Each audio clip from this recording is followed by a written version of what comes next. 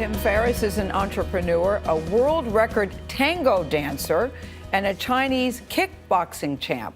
But he's best known for his series of best-selling 4-hour books. His new book uses food to teach life's lessons. It's called The 4-Hour Chef, The Simple Path to Cooking Like a Pro, Learning Anything and Living the Good Life. Tim Ferriss joins us now. Welcome. Thank you for having me. I have known you for exercise, for all kinds of things in terms of self-improvement. Why turn to cooking?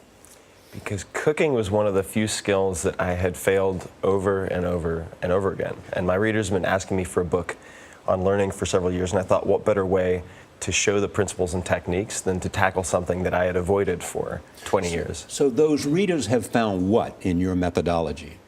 I think what they found are a collection of techniques, very few of which I've created, such as the 80-20 principle or Pareto's law, where they look for the 20% of activities that produce 80% or more of the results. But you could also take that and apply it to foreign vocabulary if you're trying to learn Spanish, say, or tango, or Chinese kickboxing, or swimming or basketball. I couldn't swim until a few years ago, and I used the same process. No, because you say, Tim, that anybody can learn to do anything in 6 months if shown the right process. You call it meta-learning. How does that work exactly? So meta-learning, if you think about, for instance, when we go to school, at least traditionally speaking, you learn subjects. So you learn math, you learn English, but you're never taught, for instance, how to read properly, how to read quickly.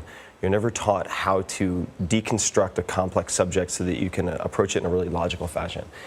So what I did is I took the last 2 years and I looked at people like Josh Waitzkin, who's here in New York City, who was the basis for Searching for Bobby Fischer, and actually learned chess in reverse with his coach. He started with the endgame.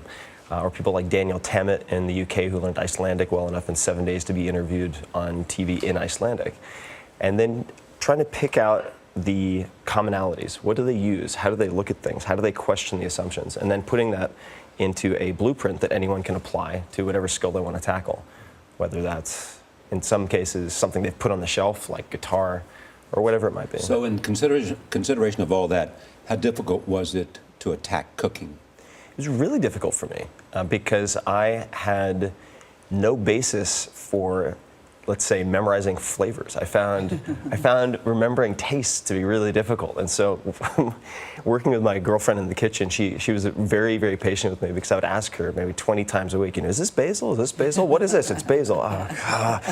And just trying to figure out how to facilitate that process. So there are researchers at something called the Manel Sensory Institute, and they taught me that there are actually taste receptors not only in the mouth, but in the throat and in the stomach. And so I was able to kind of hack it. But you also use the term chef, though, yes, Tim, as being the boss of your own life. Right, exactly. So what should we take away from that?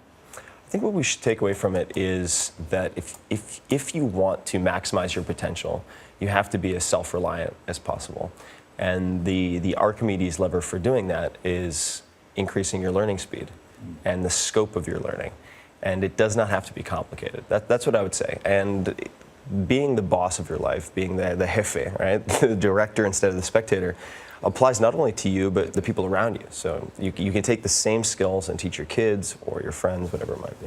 You know, when Gail goes to a restaurant, she gets this VIP treatment. Yes. And you suggest that others can do that, like too. Like you don't. Hello, Mr. Pot, calling the kettle black. Come on now, Charlie Rose.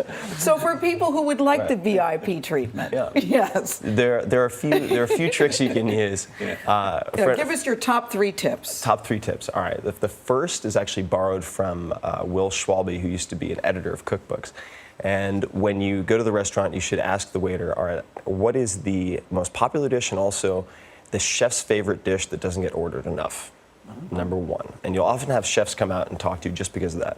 Number 2 is it's about frequency, not tipping an extra 5%. Go there on a regular basis. Especially Tuesday to Thursday. That's when they experiment with the menus. And then last, I would say, whenever possible, try to sit at the pass, which is where they finish plating the dishes, and you'll have a chance to speak with the actual line cooks. There you go.